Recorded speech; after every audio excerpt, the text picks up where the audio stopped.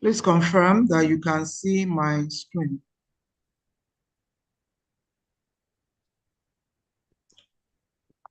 Can somebody confirm that my screen is visible? I can see, ma. Okay. So this is today's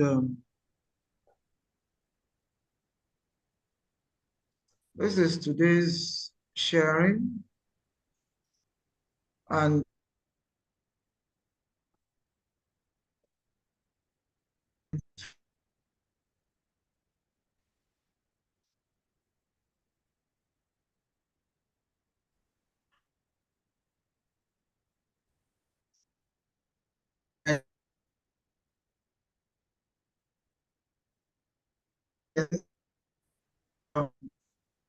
I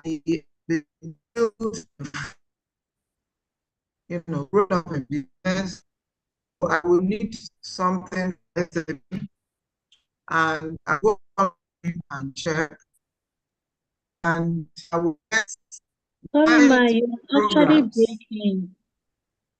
You are breaking. I don't know whether I'm the only one that is affecting. No, you're not the only one. Okay.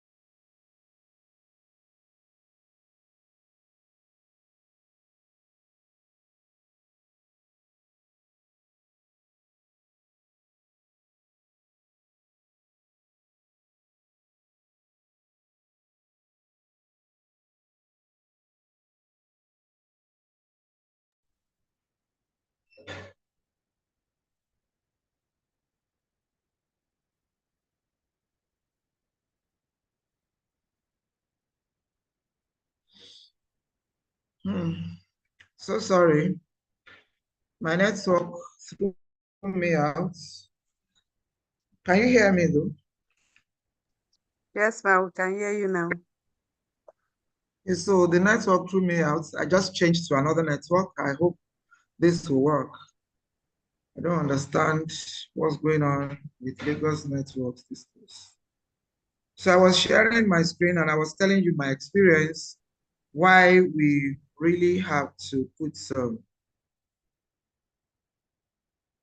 why we have to put for Nigerian mentees, because sometimes one would think that, yes, you have it all made out, and then you go online to check for some things, and then I will see very nice things about SMEs. I will assume that this is for everyone, and then at the end of the day, I will find out that it is not tenable in Nigeria. I was looking at SME in America, SME everywhere. So this is why I particularly put for Nigerian-based mentees. Fortunately, if it works in Nigeria, then it can work anywhere because Nigeria is a great country. Okay, so let's move on. This is our topic for the day. And oh, this network is still not there.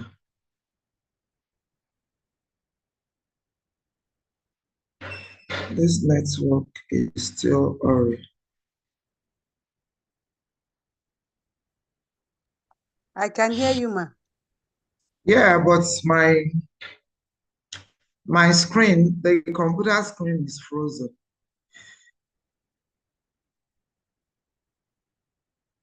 Let me put off my video and see if that helps.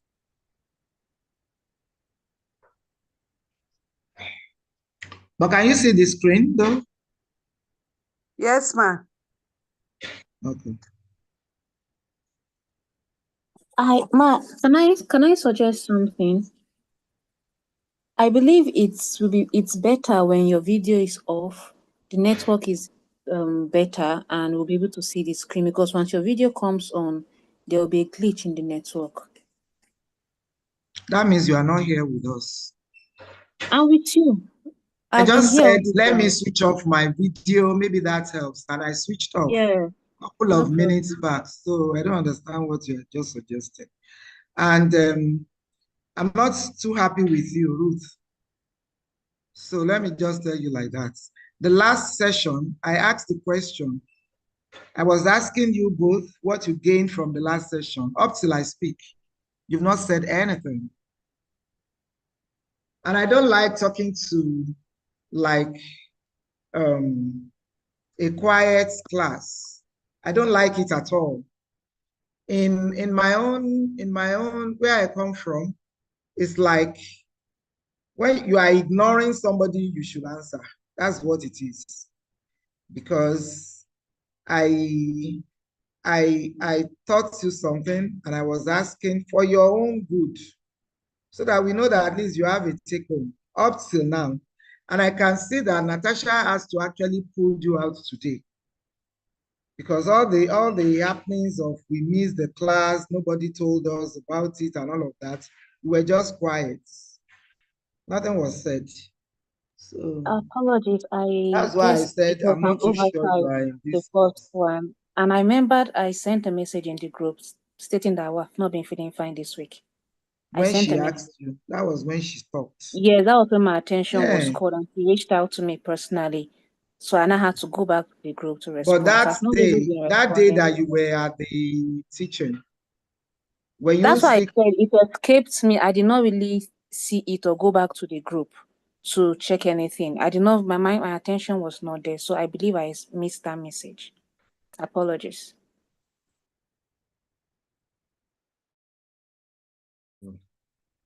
Anyway, so this thing, let me first stop the sharing. I do not understand what is going on here.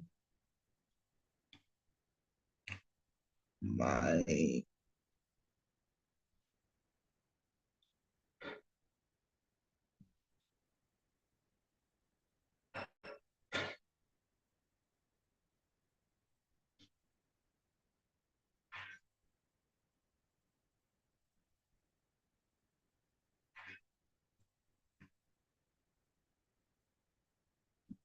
there is something that makes me come into your presence, Lord, my helper.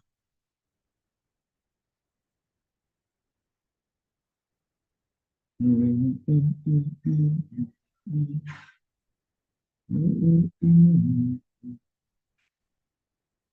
mm. My helper, my helper, my only helper, my helper. Father, there is something that makes come into your presence, my helper. All right. So our helper has come to our aid. There's nothing too small or too big to call God into. Now let's move on quickly.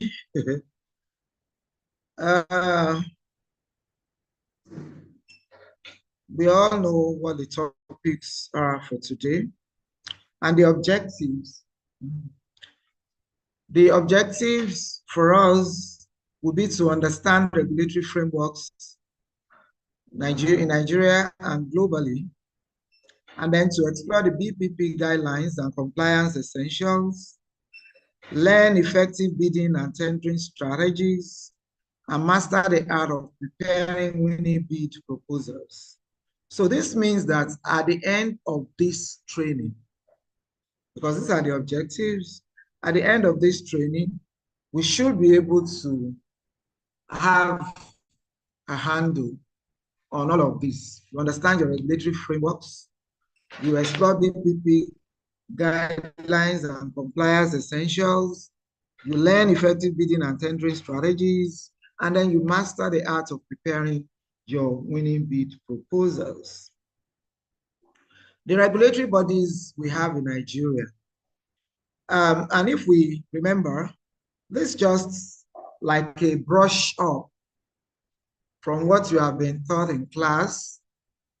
The regulatory bodies, we don't have that luxury of time and network. Let me add network to start saying, what have you been taught? You both know what you have been taught, but you will remember clearly that Bureau of Public Procurement, that is BPP, will have been mentioned to you, and this body governs public procurement. How many types of procurement did we say we have the last time? Please, let's be fast in doing this. You know, I'm having challenges with my network.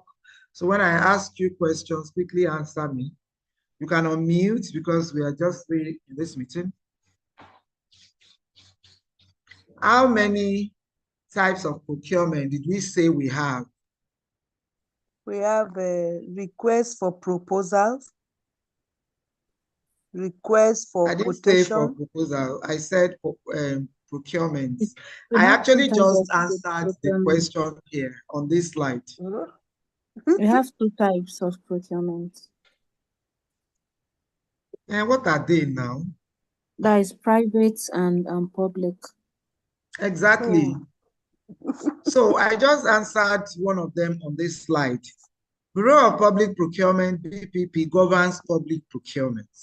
So I immediately asked, so how many types of procurements do we have too? What are they? Public and private. We said that extensively during the last meeting. Then the CAC, that is the Corporate Affairs Commission, and this body governs the business registration. FIRS, Federal Inland Revenue Service, they look into tax compliance. Then NSITF, PENCOM, ITF, these are mandatory employee-related compliance. That is, when you have your employees, they want to see that you are treating them properly, they are being given the benefits that they should have, and they are also delivering value, one way or the other. These three bodies are the mandatory employee-related compliance bodies. Then relevant MDAs, you know, the ministries, departments, and agencies that are responsible for whatever it is that you are doing. Now, the key BPP guidelines, eligibility and due process requirements, because you know that although we can't really rule out, I don't want to call it the name it is, but we cannot rule those out totally. I believe you understand what I'm saying. Especially in Nigeria, the rot has eaten so deep, but because this BPP body is there, and everybody knows that they have guidelines, they are the body that will look at the eligibility and due process requirements, whether the bodies that are giving this out are following due process. Then bid security and submission deadlines, compliance with standard bidding documents, that is the compliance with bidding standards, use of procurement planning templates. There are some templates that you are supposed to use. They have to look into this to be sure that you are using, or the bodies are using, the public procurement units are using these templates. Then evaluation criteria transparency. You must have been given the evaluation criteria. During your study, did anybody come in from BPP to teach you so that I can know the extent you can go? Did anybody from BPP come in to teach? I can't remember, so I wouldn't know. I can't remember anybody coming from BPP to teach. And there are some of the classes that were done physically. I wasn't present in all the physical classes. I was mainly in the Zoom class. So there's some classes that were done physically at Jabi. I wasn't present in those classes.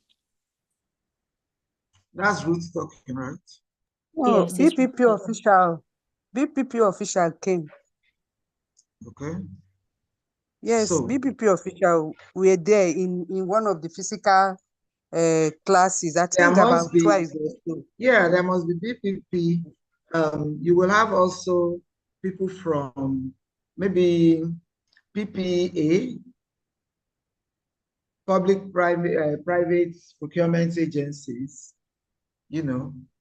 So all of this, the evaluation criteria will have been given to you. So please look through those and see how they score. The scores, I normally didn't put all of those there because I know that there is no way you have this kind of training and BPP will not be there. So global regulatory and compliance standards. If we are in Nigeria and we are saying we are talking to Nigerian mentees, there are some things that are global that we will need to key into. But there are some things we do in Nigeria that people elsewhere will not do.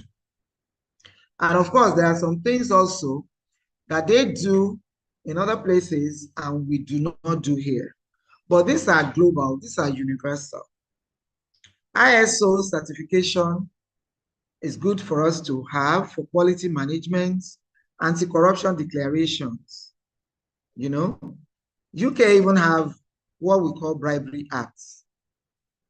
I'm not too sure it's in Nigeria, but I know that even if it's in Nigeria, it is the compliance that will be a problem.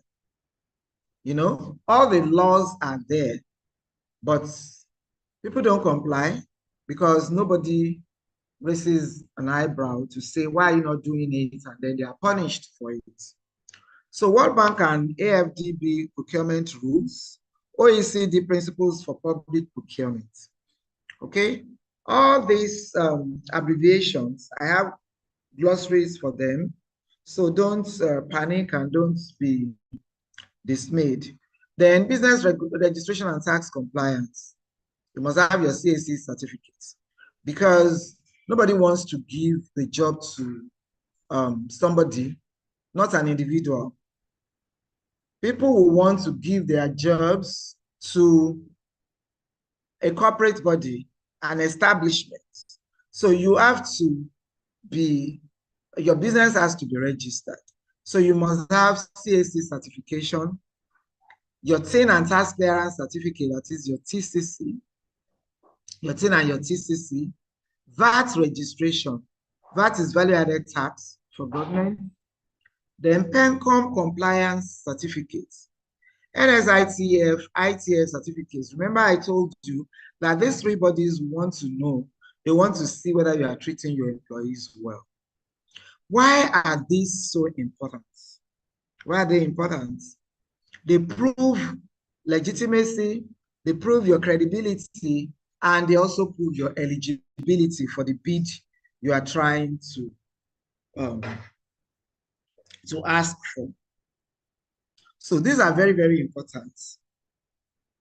Number one, the CAC certification is about legitimacy. You know, are you legal? Is what you are doing, can we even look at it and know that you are complying with government regulations? Then tax clearance, are you a taxpayer? Because this is how we know those who are credible. And then eligibility, when you are looking at PENCOM, you are looking at NSITF, you're looking at ITF certifications, are you eligible for what you want to bid for? And hey, if you don't have all of this, it doesn't mean that you should be discouraged. No. As a matter of fact, nobody starts with all of this in place. If you, as an entrepreneur, if you're looking at, although the basic one, you must have your business registered anyway for legitimacy. But the truth is, if you are saying, until I have my PENCOM, I have my BPP, I have my NSITF, I'm not going to apply for any job, you will be there almost forever. So it's always better for you to at least start. But what you're trying to do now is for you to know exactly what you will need as the day breaks, what you will need, what is necessary for you, and you keep working towards all of this. That's the way to do it. And I also know that do take action as a desk that helps with all these regulatory compliance documentation. Am I correct? Have you been introduced to their compliance desk? I've not Why heard is this something class like so that. strange? They only introduce us to all these certifications, and they say we can go to their offices that it costs some money, but they would discuss a way Yeah, forward how they can reduce price for us. That was what they yeah, told us. yes, So that means they have, it's not that they are going to do it for you free. When I said they have their compliance desk, what the compliance desk does, except if they have financier, they have somebody who will say, okay, don't worry, these entrepreneurs, I will pay for their compliance papers. Then they can do it, and then those people will pay. But what I mean by they have their desk is that you can always call on them for this desk, then they will help you out, as in, you don't really need to sweat so hard. They can always call all these bodies that you are coming. They just make it a soft landing for you. That's like what I'm saying. Not that they will pay. I don't know whether they will pay, but I know that if they have financier, the way I know they work, if they have financier, they may be able to help in the payments. Okay? Anyway, so these are the regulatory papers. Then certification and pre-qualification. You can obtain certifications like ISO, SUNCAP, Current, MBCC, NIQS. Then you have to register if you are looking, you know, for you to get a job, at least you should be on the platforms where they are sharing these jobs. There are some portals like the BPPs, NOCOPO, World Bank, UNGM, where they regularly advertise jobs, all sorts of jobs, all sorts. Are you on any of these? At least the No, ma'am. UNGM, okay? Ruth that I was talking about spices the other time. There's nothing you won't see on these portals. there was a Especially time that they posted something in the group, sorry, and I tried logging in to see how I could be able to bid, but they were asking for a particular code thereabout. I okay, have to so register, and registration was not the free. person that sent it on the platform, is the person you should have asked how you get there. This is what we are Okay, now saying: certification and pre-qualification. Register on portals. You have to register on those portals before you can benefit. Do you understand? The person who posted must have registered. So the person has access and then posted without knowing that some people are not registered. So this is why we are bringing it forth now. Certification and pre-qualification. You must register on those portals. There are some free registrations and there are some that you have to pay. I know that the UNGM has an extent of free registration. Also the World Bank. It's not all of them that you have to pay for.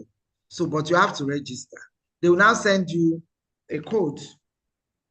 These codes will be what you will be using to log in when you want to log in into their portals. So, how to identify procurement opportunities. These are some places you can get them. Tenders.ng, BPP, UNGM, again, development aid portals. And these are portals you can actually Google.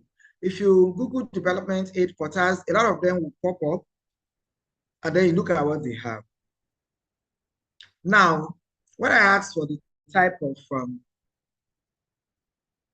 procurements we have, Natasha said RFPs, no. Tender types, RFPs, RFQs, EOIs, IFPs are tender types.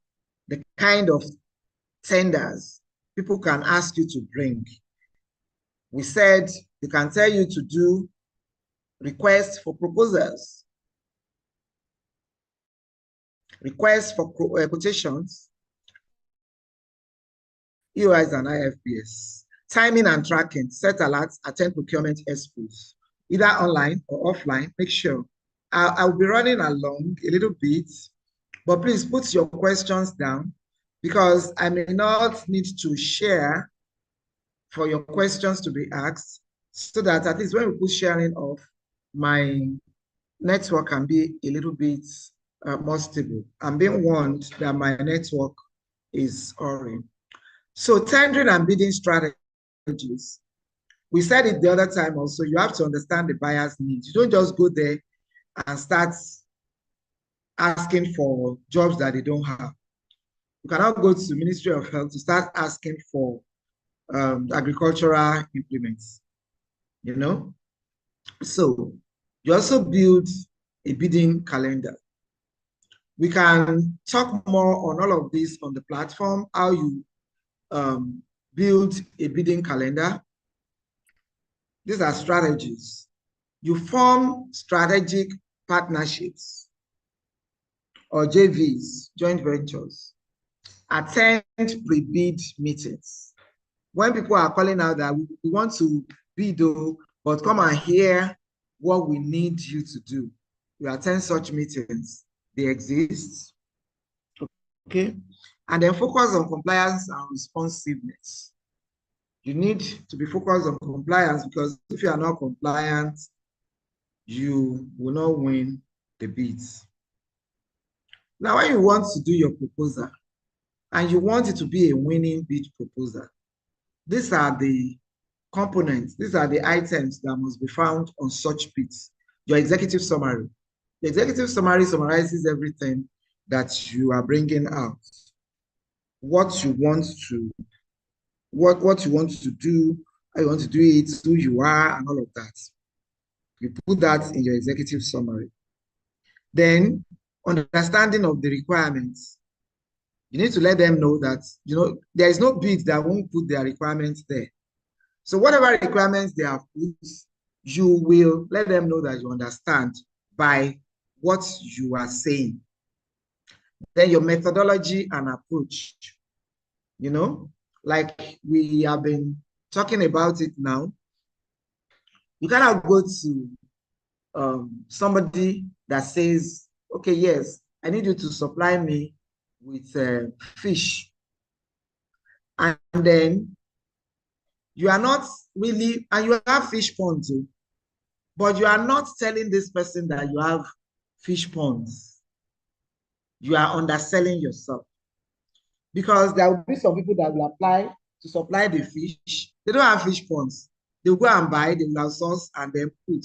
So you that you have fish ponds and you are not telling the people your methodology,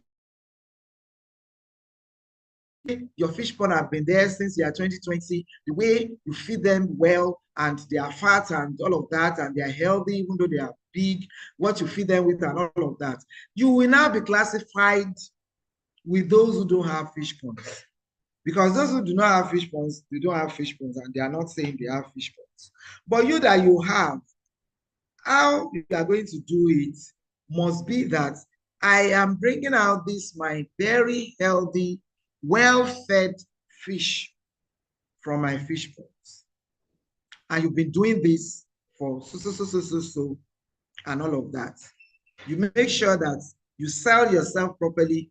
You let them know, people, you have been doing the thing you are applying for, you have been doing, and how you have been doing it.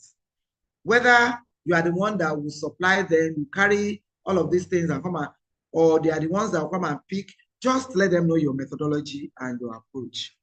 All of these have to be your proposal. Then your work plan and timeline, how you are going to do it.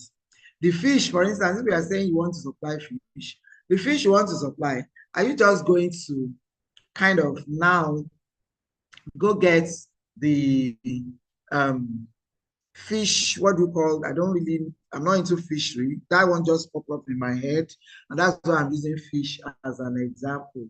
You know, what do they call them? Is this seedling? No, it's not seedling now. Or is it egg? Whatever it is that they start with. Fingerlings. Pardon? Fingerlings. Okay, the fingerlings. Are you now going to start from fingerlings? Are you going to buy the small ones and then you raise? How are you going to do it? So, because you know that if you are starting from the scratch, then your timeline is kind of longer than if you are buying maybe the ones that have grown to an extent and then you just feed them to the size they want you to supply and stuff like that. But you have to put your timeline. Do not assume that they will know the timeline. So if your timeline is okay by then, they can give you the job. Okay? If you do not put your timeline, and some other people put timelines, nobody has the time to start asking you, so when are you going to finish? So no matter how nice every other thing had been, it will be a loss because some people are out there and they have done better than what you have done. Then your key personnel, because they want to see that you have people that can help you out in what you want to do for them and their qualifications. For instance, you cannot say you want to train graduate students and people are asking, they ask and you just saw the bid and you say, okay, yes, I can train graduate students. Then they're asking you, who are the people you have in your training faculty? And everyone there have O levels. You know that's a failure. So you have to look at what they need and what you must have for you to be able to take part in the bidding, for you to be able to even take part at all. We're not even talking about winning now. If you do not have such things, if you cannot get those things before you bid, then it's better for you to step back than to just go and waste your resources, your time, everything to bid for what you know you cannot win. So you have to put your key personnel and their qualifications, your financial proposal, like where are you going to get the money to do the job? Would they have to advance you? The people that want to give out the job, did they say that they can give advance payments? Do you have banks that can support you? And then your pricing strategy. Then, of course, your compliance documents. If you do not have compliance documents that will be needed or necessary for what you are bidding for, it's not likely to go through. So you have to address, they will also, most times they give evaluation criteria. They will let you know what their criteria are. So you have to address all evaluation criteria. you have to use clear, concise, and compelling language. Sorry, 1 second, please.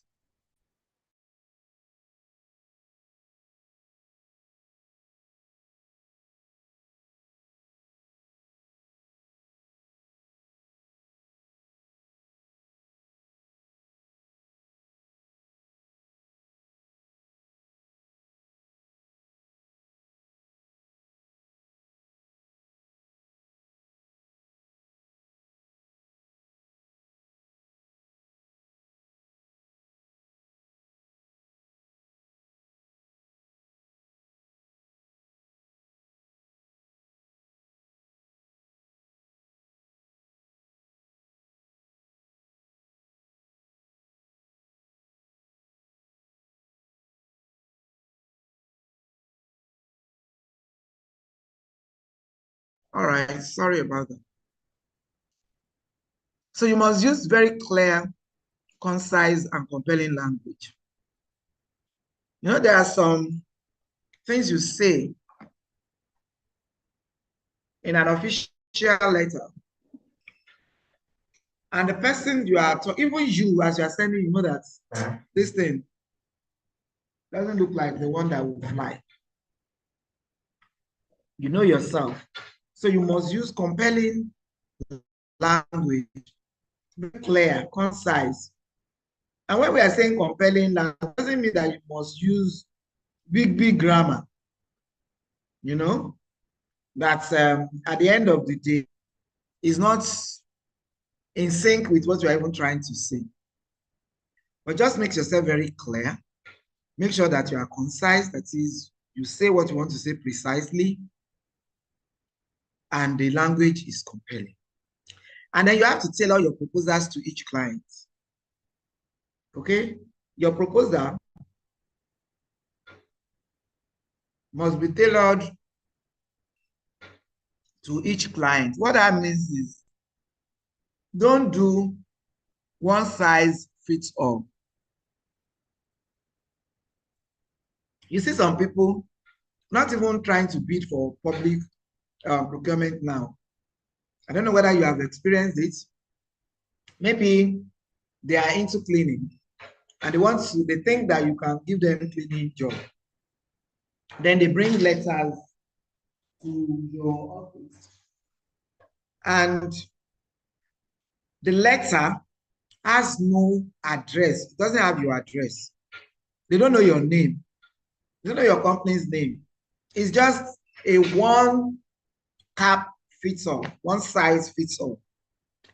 Such letters in my own office, as it is landing, so it is getting into the bin. Because it shows that you don't even know me. So you don't know what I will need. You don't know my needs. You don't know why are you trying to get jobs from me? You know, it's the same thing. So when you are doing your proposal, make sure that you get the person in charge. So you want to do a proposal to NBC, Nigerian Bottling Company. And the person that will be in charge of proposal there is probably the procurement director. And now go ahead, because when you, the last time you sent a proposal to Federal Ministry of so, what you used was the buyer. Now you now put the buyer, NBC. They will just tell you there's nobody called the buyer here. You know? So you must do your findings. You must tailor your proposals to each client precisely. Make sure you know. And the thing is, you can ask when they send out their RFQs. If you don't know the exact person to address this to, you can send back an email. If the RFQs had been sent to you by email, you can respond to it to say, please, that will even add to you, because they will know that you know what you are doing. There isn't anything you cannot discuss. Officially, you ask them, so please, who do I address the proposal to? Then they know that you know what you are doing. So highlight unique value proposition. Remember, you must have said that I've done a couple of mentoring and business developmental things this week. So I might be confusing you with the others because I wanted to say, I mentioned this in the last class. And I just remembered now that it's not likely we mention unique value proposition. Anyway, we have to highlight your unique value proposition. Why it has to be you. That's what it means. Why it must not be another person. Why it has to be you. Why it has to be your company. What do you do better than your competitors? Do you even know your competitors? You have to go and look at that. Because without you knowing your competitors, there's no way you can now fish out your own unique value proposition, because you need to know what they don't do and what they do. The what they don't do is what you want to put in your own so that you can be a step higher. Okay? Then you will include evidences of your past performance. Your testimonials, what you have done before. In most companies, when you supply, they will give you a document to attest to it. Not the one, you know, when you are supplying, you probably will write your delivery notes, invoices, and all of that. That's okay. But the ones the company give you is actually more tenable, because this really shows that you did a job for that company, because anybody can write any invoice. But if you have your stamped invoices and you have delivery notes that are stamped, you can also present those.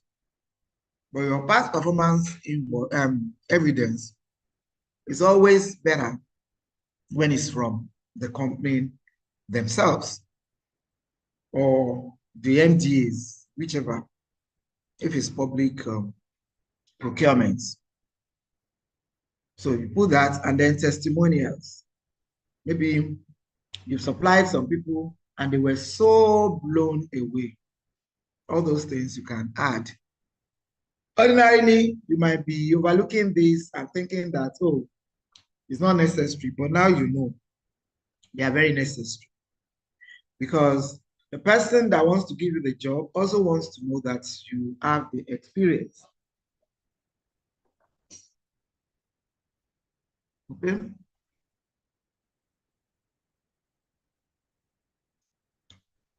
So, the common mistakes for you to avoid.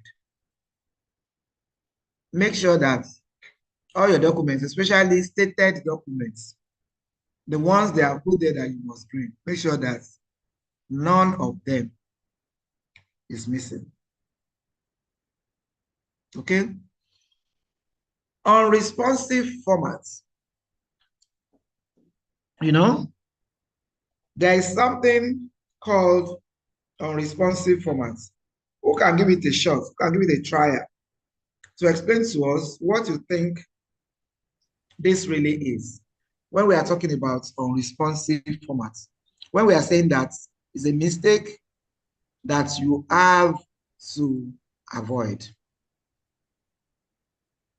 Unresponsive formats can be, okay, let's say a company bids and has to submit the proposal on a certain date, and the person missed that date to submit, or there is a time frame for the opening of the bid, and the person came in with the proposal after that time frame of submission. I think that should be called a responsive format. A I don't know whether responsive. I get it We right. are talking about unresponsive format. Can I try, ma? Yes, please. Okay. From what I'm seeing on responsive format, you gave us the format in which we can be able to write to get a proper bid, and like the format in which we need to write to be able to bid well. That is executive summary, understanding of the requirements and all of that.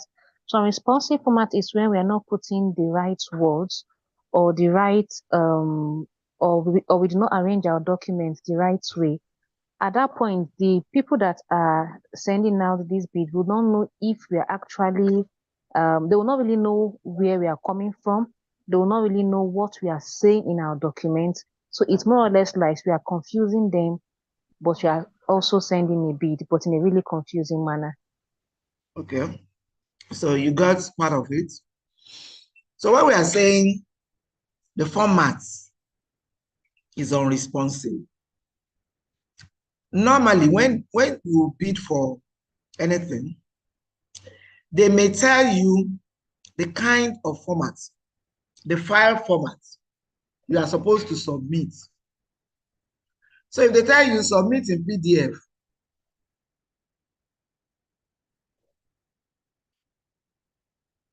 I believe we all know what PDF is. Yes, ma'am.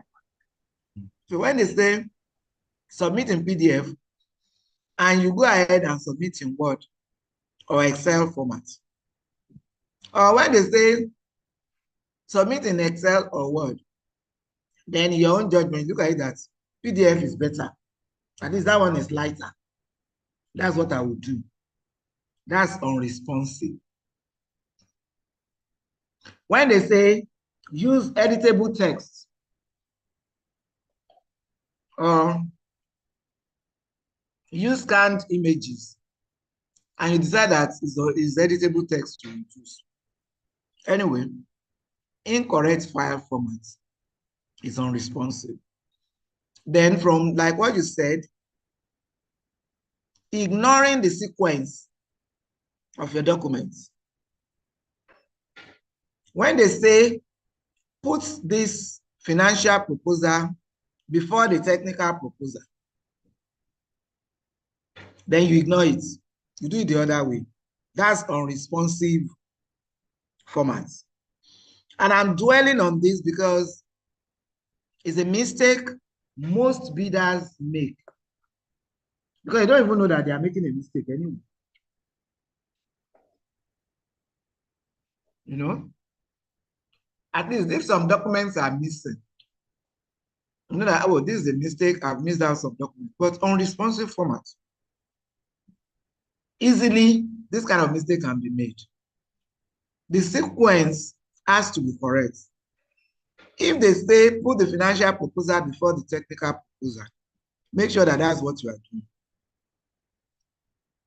Then, if you miss out required sections, you know, if you don't put your compliance forms, you don't put your documentations, you leave vital parts, like I said about the methodology in the fish farming and all of that. If you leave all of this out, missing required sections will give you unresponsive formats. Then, when you are submitting your documents, you are supposed to label them. You're supposed to give them clear titles. You know, I hope you know you can also put files. When you are putting in your files, you give your files titles. Yeah? You are supposed to label your files properly. Failure to label your documents would come under unresponsive formats. And if you are supposed to submit some documents separately, for instance, ordinarily you are supposed to submit your technical and financial bids differently. And if they are told you technical and financial should be submitted separately in separate envelopes, you have to follow through because they have their reason for saying so. It may be a set of people that will look at the financial, and this set of people might be different from those that will look at the technical.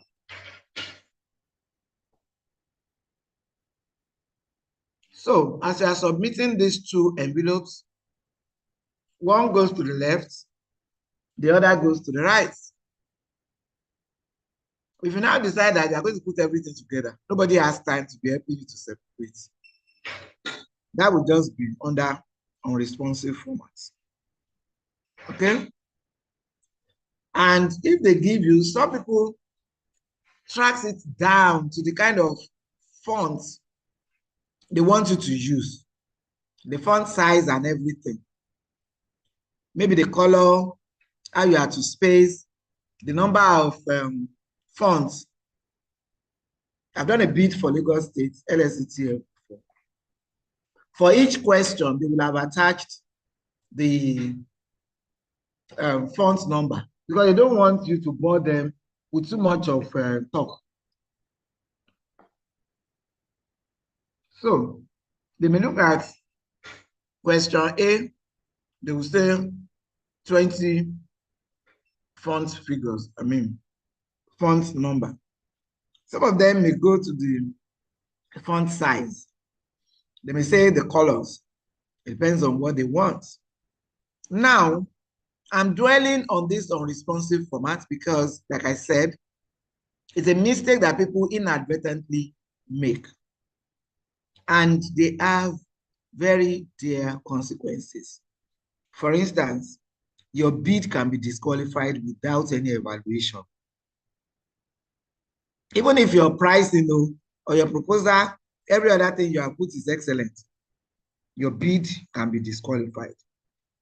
Your bid can be disqualified. So you have to take cognizance of all the things we have said. You read in between the lines. You look at some bidding documents that will just want you to put everything, just do it. Then don't underprice and don't overprice.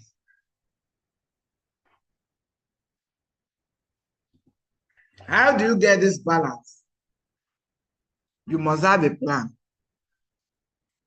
You must have your business plan. You must have your business model canvas, the BMC. That one-page document that once you look at it, you know how you are going to run your business. So you already know your costs. You know everything. You know the kind of percentage you will be putting. And not like, I think it was in a mentoring session yesterday. Somebody said that she's into fashion design and that she finds out that a lot of people tell her that her prices are too high. So she was wondering whether she should slash her price. So I was like, you are not going to serve everybody. Except if you just decide that it's fun, it's trendy for me to just increase my price. And you are not offering the value. But if you're offering the value, you just need to maintain your status quo and look out for the people that can pay for the level of service that you are rendering.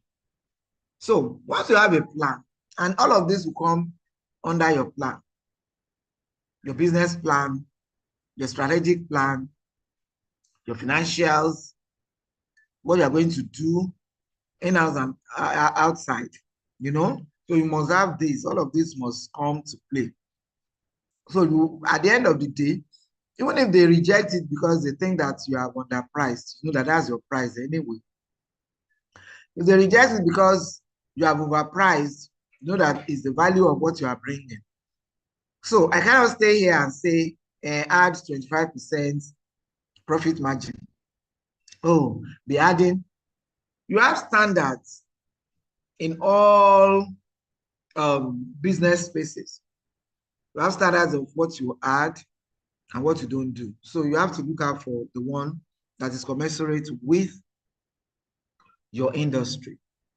But if you're underpriced because you want them to take your own, they may look down on you to think that this one can't deliver. Because they have already gone, yet last time we talked about it, they go out to do their own market survey. Okay? And you must not ignore the evaluation metrics. I've told you that a lot of people will give you what they are going to evaluate you. So the evaluation metrics are very important. You must not make the mistake of just ignoring. When they say put your compliance papers, and you're like, well, I don't have NSITF. I don't even have this BPP. I'm just going to submit like that. There's no point intentionally wasting your time because they've already put their evaluation metrics and they're not going to go outside of that. Because as you are ignoring these metrics, some people are complying. So they would rather work with those who will comply than waste their time on evaluating your own. Then late submission, like Natasha was explaining the other time, is also a mistake that we must avoid. Because sometimes we take a lot of things for granted. And we are like, it's because they didn't send me this on time. I don't even know. They are not looking at all of this. They are looking at their own rules. Nobody cares whether you got it late or you did not. Or, oh, it's my network. The network didn't let it go on time. Do. Nobody is in your computer, so nobody knows. You know that your network may not be good. You will need to submit earlier. So when you are trying and it's pushing back, keep trying until you get it. Or like somebody I know in Uganda will say, you can go and look for a mango tree and stay under mango tree. I don't know where he got that postulation from. When he's looking for network, when he's in Zoom training and he's looking for network, he's on a lighter note too. And network is throwing him out to say he's carrying his computer to go and look for a mango tree. So anyway, if your network is not good, try and look for a mango tree and stay under. You cannot submit late once they are giving you. The case study, I would like you to look at a successful Nigerian bidder. I thought I would be able to do this in class, but number one, our time is fast spent. I'm diving into another class by 7:30. But then my network is also a challenge. So you may need to do this individually. Give us a case study of a successful Nigerian bidder that you know. If you do not know any, go online, go and find out. Make sure that this person is SME, because there will be a lot that you'll be able to learn from such a person. So you look for a profile of a winning SME bidder, a Nigerian. We are emphasizing SME and Nigerian because I don't want you coming to say, oh yeah, where the person is, the network is always good. Where the person is, there's no corruption. In this, our own country, the corruption, I didn't want to mention this corruption. I don't know how it came out anyway. So in our own country, the corruption is too high. That's why I'm not able to do it. No, so look for a Nigerian bidder, an SME. And let us know how compliance and strategy helped this person and the lessons you have learned from such a person. Please submit this on the platform latest by Tuesday. That's a long time, and I know why I'm giving you up until Tuesday. Okay? I hope I made myself clear on that. Yes, you did. Okay. So now useful tips when you are bidding. We've said this while talking. You stay compliant and updated with regulatory bodies. You build internal proposal writing capacity. That is, you test internally, even before you go outside. Try and just imagine that, oh, I want to write a proposal to Nigerian breweries. I want to be the one that will supply their spices. Oh, I want to write a proposal to the World Bank or UN Women. I want to be doing their supplies, you know, their gifts. Their gifts. This is, we are in May already. People are already looking at who will do their December gifts. Okay. So you register with multiple procurement portals. You know, the more the merrier. I've given you cheat codes on some of them. You can also go online and check. Register with multiple procurement portals. Leverage mentorship and consortiums, just as we are doing now. And learn from each bidding experience. Anytime you bid, even if you lose, make sure that you have a take-home. Okay? So thank you for being here. If you have any question, we can quickly take one or two. Otherwise. Thank you, ma. My pleasure. The glossary of all the abbreviations I will draw for you on the platform in case you are finding it difficult. You're finding some difficult. All right. Oh, thank you so But much, for ma'am. some of Yes. them, like for when you see TOR, that's like terms of reference. You all know all of these things because these are some of the procurement and bidding terms. They may be asking you what's your TOR. What they mean is terms of reference.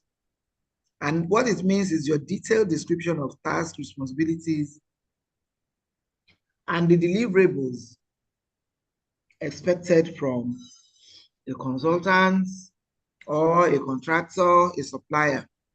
So your terms of reference, your SOW, that is scope of work, you know, the work requirement, the timelines, PPP, Bureau of Public Procurement. I think I put that for you. Nigerian government agencies, excuse me, who has public, they cover public procurement to ensure transparency. I said that along. Then UNGM, United Nations Global Marketplace. That's one of the marketplaces you can really go to and register. They are very good. The UN's procurement portal for tenders and suppliers registration is really good. Then when we are talking about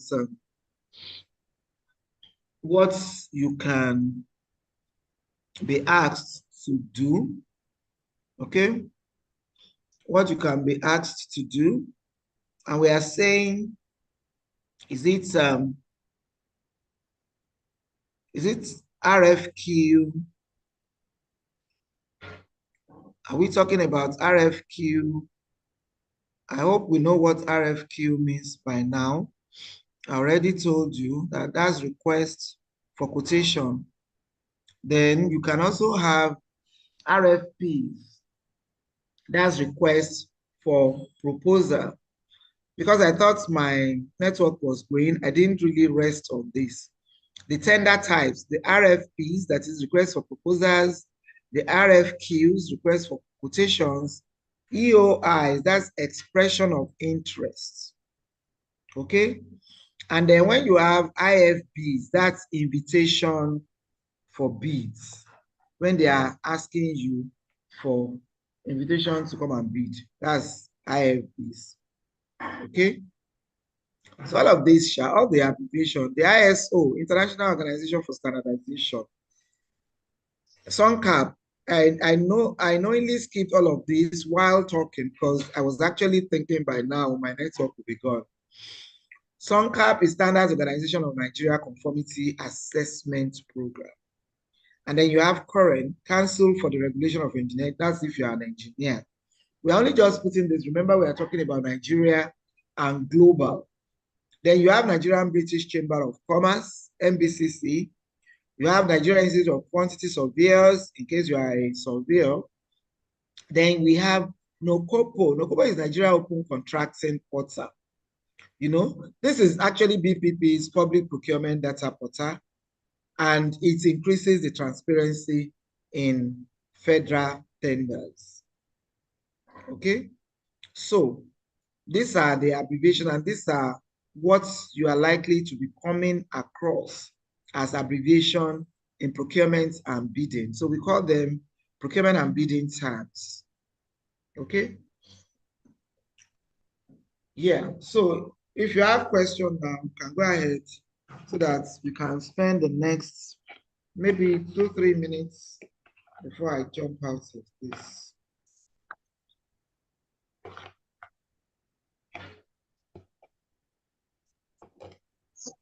Thank you so much, Ma, for the presentation. Thank you for the deep insight. I've already asked my question earlier while you were still teaching. When I said that there was a bidding that was dropped in the group, and when I tried opening it, I was faced with a block. So you already told me what to do, and that was the question I wanted to ask.